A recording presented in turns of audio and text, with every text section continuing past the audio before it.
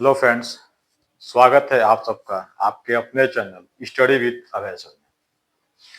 पिछली कक्षाओं में हमने भारतीय संविधान के अंतर्गत अनुसूचियों का अध्ययन किया। लगभग 3 कक्षाओं में हमने अनुसूचियों को सही तरीके से देखा। अब आज की कक्षा में हम प्रस्तावना, जिसे प्रियम्बल कहते हैं, उसको देखेंगे।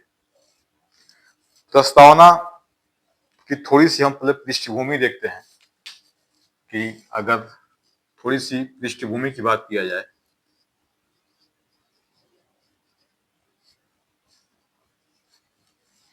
तो देखिए, संविधान सभा का गठन 9 दिसंबर 1946 को किया गया था।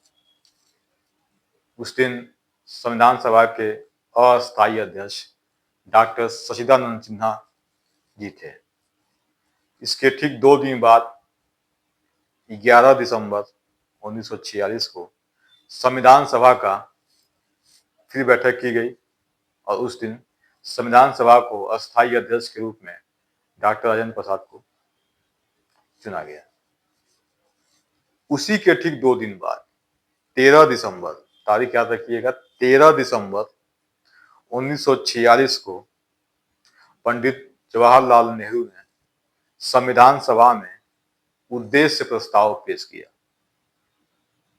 उस उद्देश्य प्रस्ताव को संविधान सभा के द्वारा 22 जनवरी 1947 को स्वीकार कर लिया गया। आगे चलकर कुछ संशोधनों के साथ उसी उद्देश्य प्रस्ताव को भारत की संविधान की प्रस्तावना के रूप में स्वीकार किया गया। तो ये भारतीय संविधान की पृष्ठभूमि है। अगर आपसे पूछे कि उद्देश्य प्रस्ताव कब पेश किया गया था तो डेट याद रखिएगा, 13 दिसंबर 1946। किसने पेश किया था? पंडित जवाहरलाल नेहरू ने। और इसे संविधान सभा के द्वारा कब पास किया गया था तो 22 जनवरी 1947 को। ठीक है, अब देखते हैं कि एक और क्वेश्चन बन सकता है इससे कि विश्व का कौन सा ऐसा प्रथम देश है जिसके संविधान में प्रस्तावना का जिक्र किया गया या प्रस्तावना शामिल है।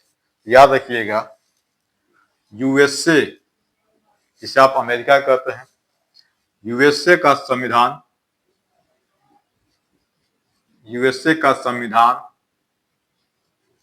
विश्व का पहला संविधान है,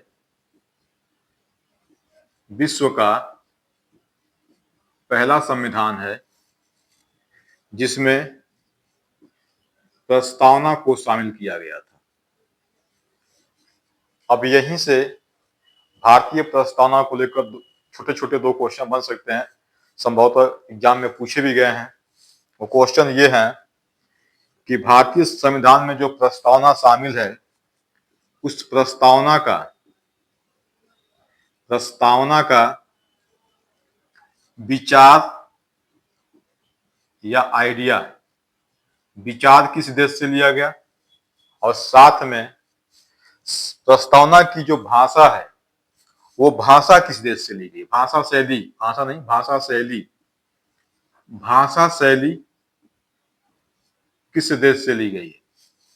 याद रखिएगा, भारतीय संविधान की प्रस्तावना का विचार पुनः यूएसए, आप याद रखेंगे, यूएसए से लिया गया है, जबकि हमारी जो प्रस्तावना की भाषा शैली है उसको हमने ऑस्ट्रेलिया से लिया है। इससे ऑस्ट्रेलिया से ग्रहण किया है,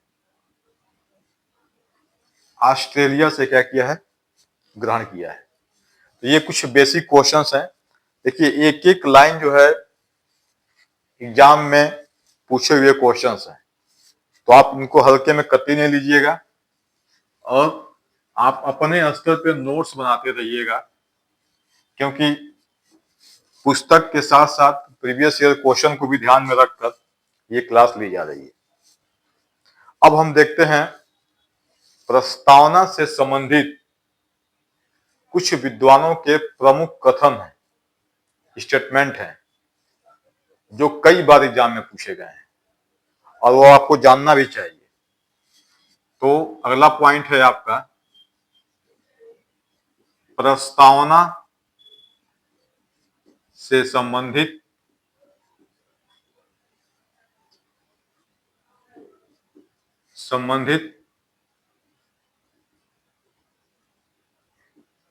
प्रमुख कथन। ये कई बार पूछा गया, इसमें 2-3 लोगों का, विद्वानों का नाम है। तो सबसे पहला और सबसे चर्चित जो कथन है प्रस्तावना को लेकर वो है कि किस व्यक्ति ने प्रस्तावना को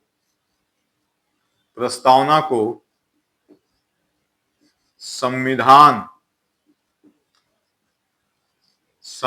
की आत्मा कहा है।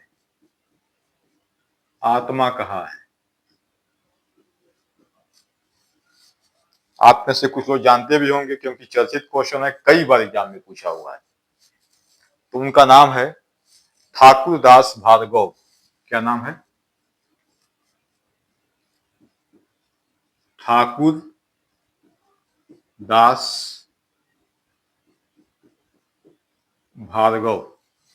इन्होंने प्रस्तावना को संविधान की आत्मा कहा है और काफी हद तक ये बात सही भी है। यदि किसी पढ़े लिखे व्यक्ति को आप कोई पुस्तक देते हैं तो वो व्यक्ति उस पुस्तक की प्रस्तावना को पढ़कर उस पुस्तक का सेंस, सार समझ जाएगा। वैसे ही यदि किसी संविधान के विद्वान को या पढ़े लिखे व्यक्ति को यदि आप भारतीय संविधान की प्रस्तावना पढ़ने को दे दें तो भारतीय संविधान को आसानी से समझ जाएगा। तो पहला स्टेटमेंट तो यही है। अब दूसरा स्टेटमेंट देखते हैं। क्योंकि आत्मा है तो आत्मा वाली चीजें एक ही जगह देख लेते हैं। किसने कहा है कि संविधान शरीर है तो प्रस्तावना उसकी आत्मा है।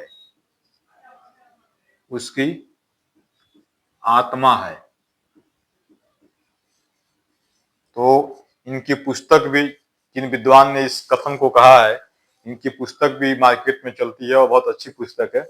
उनका नाम है सुभाष कश्यप जी। सुभाष कश्यप जी, इनका ये कथन है। एक और कथन देखते हैं। ये भी पूछता है कि किस विद्वान ने प्रस्तावना को संविधान का परिचय पत्र कहा था। किस विद्वान ने प्रस्तावना को संविधान का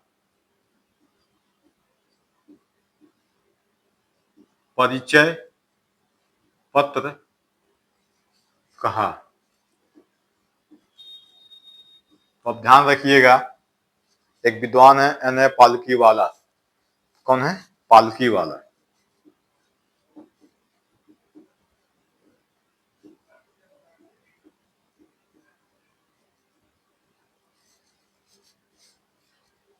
ठीक है।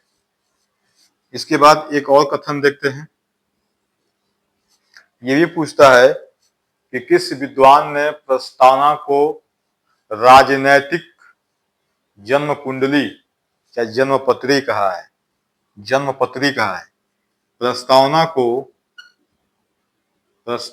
को किस विद्वान ने राजनैतिक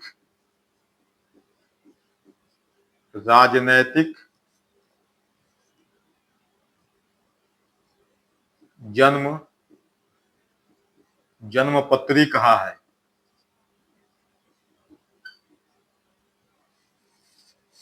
तो ध्यान रखिएगा, इनका नाम है के.एम. मुंशी साहब।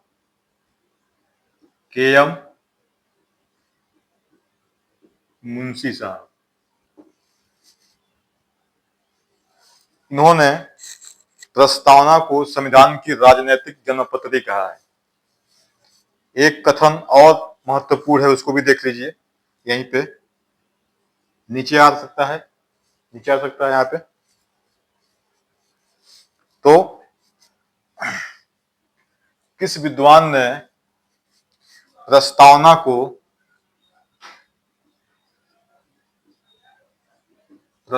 को संविधान की कुंजी अर्थात के चाबी, संविधान की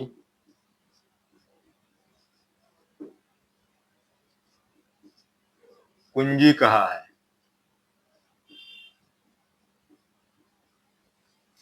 तो ध्यान रखिएगा, अर्नेस्ट वाकर ने कहा है। किसने कहा है? अर्नेस्ट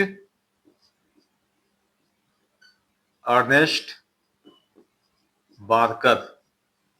इन्होंने प्रस्तावना को संविधान की कुंजी, कुंजी का मतलब के, चाबी, इसकी अंग्रेजी के है, चाबी कहा है।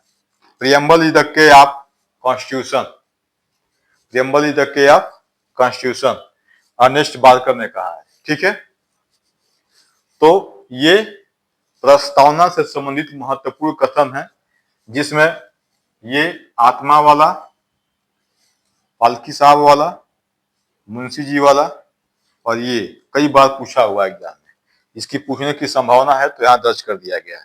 ठीक है, तो ये आपका हो गया कथन।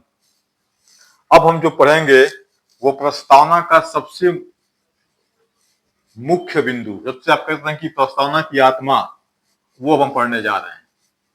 और उस टॉपिक का नाम यह है कि प्रस्तावना के तत्व, element of preamble, element of preamble, प्रस्तावना के तत्व।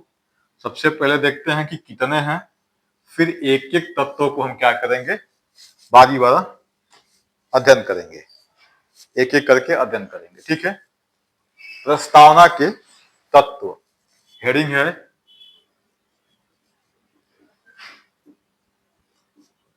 प्रस्तावना के तत्व।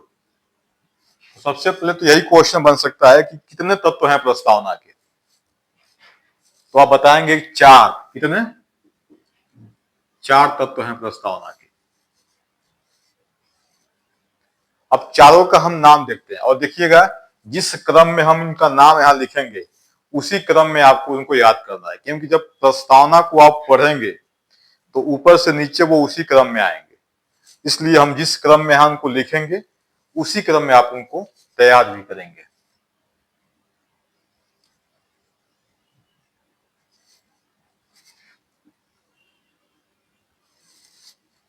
देखिए, सबसे पहले जो पहला तत्व है उससे बोलते हैं संविधान का स्रोत। स्रोत क्या है? ठीक है, दूसरा है संविधान की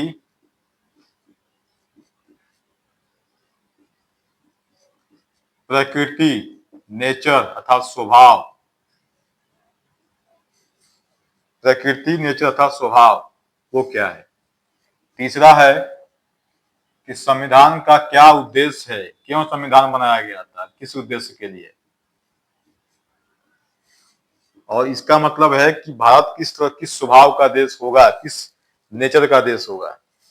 और लास्ट वाला जो शामिल है वो है तिथि, अर्थात किस तारीख को संविधान जो है बनकर तैयार हुआ था। तो ये चार पॉइंट जो है इसको प्रस्तावना का तत्व कहते हैं, एलिमेंट ऑफ प्रियम्बल कहते हैं। ठीक है, पहला क्या है, संविधान का स्रोत क्या होगा। ठीक है, मतलब जो संविधान बनाया गया है वो किसके द्वारा बनाया गया है, किसी कंपनी के द्वारा बनाया गया है, किसी एक राइटर के द्वारा लिखा गया संविधान, या हम लोगों के प्रतिनिधियों ने इसको तैयार किया है, हमने तैयार किया है। दूसरा क्या है, संविधान की प्रकृति, मतलब संविधान किस तरह का देश हमें उपलब्ध कराएगा, राजतंत्रात्मक, तानाशाही, लोकतंत्रात्मक, किस तरह का देश। उद्देश्य में क्या है कि हम अपने संविधान के माध्यम से कौन कौन सी चीजें अचीव करना चाहते हैं, प्राप्त करना चाहते हैं, ये उद्देश्य में दर्ज है। यह पुनः 4 प्रकार के हैं, न्याय, समानता, स्वतंत्रता और बंधुता। और तिथि, तो जिस दिन को संविधान बनकर तैयार हुआ था, जैसे कहते हैं ना कि संविधान लिखने में जो समय लगा था वो 2 वर्ष 11 माह 18 दिन। तो आप 9 दिसंबर 1946 से जोड़िए, कौन सा दिन आ रहा है, जोड़ के बताइए, तब तक हम यहां चलते हैं। तो देखिए, संविधान का स्रोत, तो संविधान का स्रोत हम भारत के लोग हैं। कौन है? We the people of India, हम भारत के लोग। तो संविधान के स्रोत कौन है? हम सभी। हम कौन? मतलब भारतीय, हम भारत के लोग, क्योंकि संविधान तो हमारे ही प्रतिनिधियों ने, जो संविधान सभा में जो संविधान निर्माता थे हमारे ही प्रतिनिधि थे, इसलिए हम भारत के लोग क्या हैं? संविधान के स्रोत हैं। ठीक है। और प्रस्तावना शुरू भी इसी शब्द के साथ होता है। दूसरा क्या है? संविधान की प्रकृति, नेचर, स्वभाव आप कह सकते हैं। तो सबसे पहले तो आप ये ध्यान रखिएगा कि ये कितने प्रकार के होंगे, अब इनको याद कैसे करें। पहले तो पहला टारगेट है कि इन शब्दों को याद करें, फिर दूसरा टारगेट है कि उन शब्दों का अर्थ क्या है उसको भी समझें। तो सबसे पहले याद करने एक छोटा सा ट्रिक है, बहुत लंबा चौड़ा ट्रिक नहीं है। Yes yes yes, D R. तो पहला यस का मतलब, दूसरा यस का मतलब, तीसरा, चौथा और पांचवा। यस का मतलब यहां होगा संप्रभुता, सोवेरिन, सोवेनिटी। यस फॉर सोवेनिटी, अर्थात हिंदी में यहां लिख रहे हैं संप्रभुता। तो हमारा देश कैसा होगा, हमारे देश का स्वभाव कैसा होगा? हमारा देश संप्रभु होगा। संप्रभु मतलब आंतरिक और बाह्य मामलों में सेल्फ डिपेंड होगा। दूसरा यस का मतलब होता है सोशलिस्ट, यानी समाजवाद। हमारे यहाँ किस तरह की व्यवस्था होगी? समाजवादी व्यवस्था। आगे आप समाजवाद, पूंजीवाद, उदारवाद, मार्क्सवाद, जब आप पॉलिटिकल साइंस पढ़ते हैं और थॉट पढ़ते हैं, तो थॉट में ये विभिन्न आइडियोलॉजी हैं, विचारधाराएं हैं, वहां आपको पढ़ाई जाती हैं। और तीसरा यश पर क्या होता है? सेक्युलर, पंथ निरपेक्षता। इसको 42वें संविधान संशोधन के तहत संविधान में जोड़ा गया था। ठीक है। तो सेक्युलर यानी कि पंथ निरपेक्षता, पंथ निरपेक्षता, ये तीसरा शब्द है। मतलब तीसरा क्या है? प्रकृति है। डी फॉर क्या है? डेमोक्रेसी, अर्थात लोकतंत्रात्मक,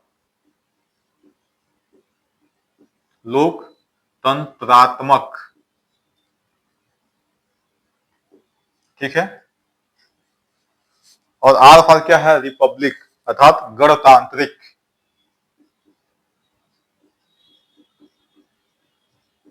गणतांत्रिक, ये भारतीय संविधान की क्या है? प्रकृति है, नेचर है। मतलब भारत के संविधान हमारे लिए इस तरह का राष्ट्र चाहता है, इस तरह का देश चाहता है। वो देश कैसा हो? तो वो देश संप्रभु हो, अर्थात हम किसी के गुलाम नहीं रहेंगे, चाहे वो आंतरिक मामले में चाहे बाह्य मामले में, तो संप्रभु हम रहेंगे। दूसरा, हमारे यहाँ बराबर, सबको बराबर महत्व दिया जाएगा। समाजवाद का यही तो मूल है कि समानता को स्थापित करना। तो हमारी सोसाइटी कैसी होगी? समाजवादी विचारधारा पे निर्भर होगी। तीसरा है पंथ निरपेक्षता। पंथ निरपेक्षता को लेकर लोगों में थोड़ा सा कंफ्यूजन रहता है। पंथ निरपेक्षता का मतलब ये होता है कि हम जिस देश में रहते हैं उस देश का कोई धर्म नहीं होगा। हम भारत में रहते हैं, भारत में राष्ट्र में रहते हैं, तो भारत राष्ट्र का कोई धर्म नहीं होगा।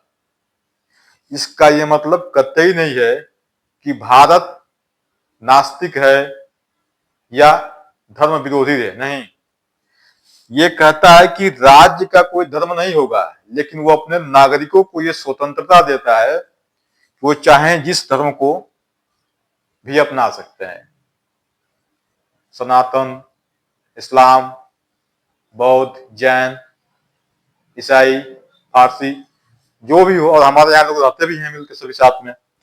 तो पंथ निरपेक्षता का मतलब होता है कि राज्य का कोई धर्म नहीं होगा, नागरिकों का धर्म हो सकता है, और राज्य क्या करेगा? सभी नागरिकों के धर्म को समान दृष्टि से देखेगा। अब आपको यदि लगता होगा कि जिसको आप हिंदू धर्म कहते हो, बेसिकली सनातन धर्म है, कि हिंदू धर्म के लिए सरकार ज्यादा काम कर रही है, नहीं। अगर आप यहीं पर कहेंगे समाजवाद, देखिए आप इस देश में जो जितनी मात्रा में है उतनी मात्रा में उसको समान सुविधा देने के लिए फंड क्या किया जाता है? रिलीज किया जाता है। 80% यदि यहाँ पे सनातनी है तो बजट में 80% लोगों के लिए थोड़ा सा बढ़ा के देना पड़ेगा, ठीक है। इस पर हम कभी चर्चा करेंगे। तो इसका एक मतलब यह है कि पंथ निरपेक्षता का मतलब यह होता है कि राज्य का कोई अपना धर्म नहीं होगा, ठीक है। लोकतंत्रात्मक, ये तो सबसे चर्चित शब्द है। लोकतंत्रात्मक का मतलब होता है कि लोगों का तंत्र, अर्थात शासन व्यवस्था लोगों का। तो लोकतंत्रात्मक यानी कि लोगों का शासन व्यवस्था हमारे यहाँ, हम सबका शासन व्यवस्था है। और दूसरा है, लास्ट है गणतांत्रिक। गणतांत्रिक का मतलब ये होता है कि हमारा जो राष्ट्र प्रमुख होगा वो वंशानुगत नहीं होगा, वो हम और आपके बीच से क्या होगा? चुन कर जाएगा, चाहे डायरेक्ट या इनडायरेक्ट, लेकिन वो वंशानुगत नहीं होगा। तो भारत राज्य का क्या स्वभाव कैसा होगा? ये प्रस्तावना के मूल तत्व में जो प्रकृति नामक तत्व है, नेचर नामक तत्व है, इसमें दर्ज कर दिया गया है कि भारत एक संप्रभु राज्य होगा, समाजवादी व्यवस्था वाला होगा, पंथ निरपेक्ष राष्ट्र होगा, लोकतंत्रात्मक, गणतंत्रात्मक यहाँ क्या होगी? व्यवस्था होगी। तो ये आपका क्या है? प्रकृति है। अब चूंकि उद्देश्य बड़ा है इसलिए थोड़ा सा हम तिथि पहले देख लेते हैं। तिथि, देखिए तिथि जो है प्रस्तावना में जो दर्ज है, आप जाके खुद देखिएगा इस प्रस्तावना को। अच्छा, ये क्लास लेने के बाद आप प्रस्तावना को खोल कर जरूर पढ़िएगा, ठीक है। तिथि जो दर्ज है वो है 26 नवंबर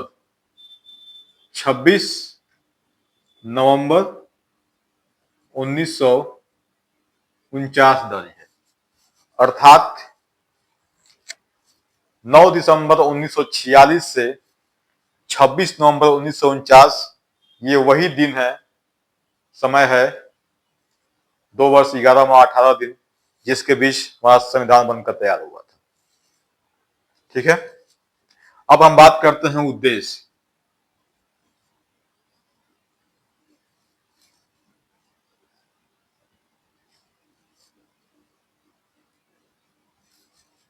देखिए, भारतीय संविधान के द्वारा हम 4 तरह के उद्देश्य प्राप्त करना चाहते हैं, जो कि हमारे लिए बेहद जरूरी है। 4 तरह के उद्देश्य, वो कौन कौन से हैं? एक तो न्याय है, जस्टिस। दूसरी क्या है? स्वतंत्रता है, हालांकि स्वतंत्रता का जिक्र मूल अधिकार में भी है। उसके बाद से क्या है? समानता है। उसके बाद से क्या है? बंधुता है। बंधुता है। तो सबसे पहले उद्देश्य कितने प्रकार के हैं? 4 प्रकार के हैं। प्रकृति 5 हमने यहां पढ़ लिया। अब उद्देश्य 4 में ये 4 उद्देश्य हैं। अब चारों उद्देश्य में पहले हम इनकी संख्या ही देख लेते हैं क्योंकि बाद में आसानी रहेगी इसको पढ़ने में। जो न्याय है वो 3 प्रकार का न्याय है, शामिल है। कितने प्रकार का? 3 प्रकार का। जो स्वतंत्रता है वो 5 प्रकार की है, जो समानता है वो 2 प्रकार की है, और बंधुता जो है वो 1 प्रकार की है। तो भारतीय संविधान के तत्वों के अंतर्गत जो उद्देश्य है वो 4 प्रकार के उद्देश्य हमें प्राप्त करने हैं। चारों उद्देश्यों में हमें 3 प्रकार का न्याय प्राप्त करना है, और स्वतंत्रताएं 5 प्रकार की प्राप्त करनी है, समानता 2 प्रकार की प्राप्त करनी है, और बंधुता 1 प्रकार की प्राप्त करनी है। क्लास थोड़ा सा लंबा हो रहा है, इसलिए उद्देश्य और इसके बचे हुए पार्ट हम अगले क्लास में देखेंगे। एक क्लास और लगेगा, प्रस्तावना के लिए 1 क्लास और लगेगा, लगभग 25-20 मिनट का क्लास होगा, तो आपकी प्रस्तावना पूरी हो जाएगी। अब प्रस्तावना जब आप पढ़ ले रहे हैं तो सबसे पहले काम ये कीजिए कि प्रस्तावना पढ़ने के बाद आप प्रीवियस ईयर क्वेश्चन को जरूर सॉल्व करते चलिएगा। अगर आप प्रीवियस ईयर क्वेश्चन को सॉल्व नहीं करेंगे तो फिर आप ये नहीं समझ पाएंगे कि जो आप यहाँ पढ़ रहे हैं वो आपके काम की है कि नहीं है। और दूसरी बात यह है कि प्रीवियस ईयर क्वेश्चन सॉल्व करने के कई लाभ होते हैं, इसमें मैं आपको 1-2 लाभ थोड़ा सा बता दे रहे हैं। पहला यह है कि आप जिस भी आयोग का एग्जाम दे रहे हैं उस आयोग के प्रश्न पूछने की जो टेंडेंसी होगी वो आपको पता चल जाएगा। और दूसरा, जो आज के हर एग्जाम में आज भी 25 से 35% के बीच में रिपीटेड क्वेश्चन होते हैं, तो रिपीटेड क्वेश्चन आपकी गलत नहीं होंगे। आपकी तैयारी कितना ही अच्छी हो, यदि रिपीटेड क्वेश्चन आपसे गलत हो रहे हैं तो आप कंपटीशन से बाहर हो जाएंगे। तो आपको इस चीज का ध्यान देना है। देखिए, भारतीय संविधान जो भी क्लास चल रहा है ये किन किन लोगों के लिए आवश्यक है? वैसे तो सभी प्रतियोगी परीक्षाओं के लिए जरूरी है, लेकिन आगामी मई में टीजीटी का एग्जाम है, और टीजीटी में जो बच्चे सामाजिक विज्ञान से तैयारी कर रहे हैं उनको पता होगा कि सामाजिक विज्ञान में जिनको पॉलिटिकल साइंस पढ़ना होता है उनको पॉलिटिकल साइंस का 3 पार्ट पढ़ना होता है: पॉलिटिकल थिंकर्स, पॉलिटिकल थॉट्स और इंडियन पॉलिटी। तो 3 पार्ट्स में आपका एक पार्ट तो यहीं से तैयार हो रहा है। यदि आप इसको देखते चलें तो मुझे विश्वास है कि टीजीटी के स्तर के एग्जाम में आप 95+ क्वेश्चन तो यहीं से करेंगे। समय मिल जाएगा तो थिंकर्स थॉट पर भी हम लोग बात करेंगे। दूसरा, जो पॉलिटिकल साइंस से पीजीटी के एग्जाम देंगे जून में 17 या 18 तारीख को संभव होता है, उनके लिए भी जो 6 खंड पूछता है: Indian thinkers, political thinkers, political thoughts, Indian polity, comparative politics, pub ad, international politics and relations, तो उसमें का भी ये एक पार्ट है, उनको भी उसी स्तर पर ये लाभ करेगा। साथ में जो बच्चे समीक्षा अधिकारी जिनका पेपर होने वाला है उसमें भी जीएस का ये पार्ट है, वहां भी लाभ करेगा। और जो बच्चे लगातार एग्जाम दे रहे हैं, एसएससी हुआ, बैंक रेलवे हुआ, जहां भी इंडियन पॉलिटी से क्वेश्चन पूछा जाता है वहां आपको ये बहुत कारगर होगा। साथ में जो हमारे कॉलेज के बच्चे हैं वो जो पॉलिटिकल साइंस के विशेषकर बच्चे हैं उनके लिए तो ये बहुत कारगर है, क्योंकि मैं वहां समय का अभाव रहता है, तो इसलिए आप क्लास को सही से देखिए। अब अगली कक्षा में हम आपसे मिलेंगे, तब तक के लिए नमस्ते, जय हिंद, जय भारत।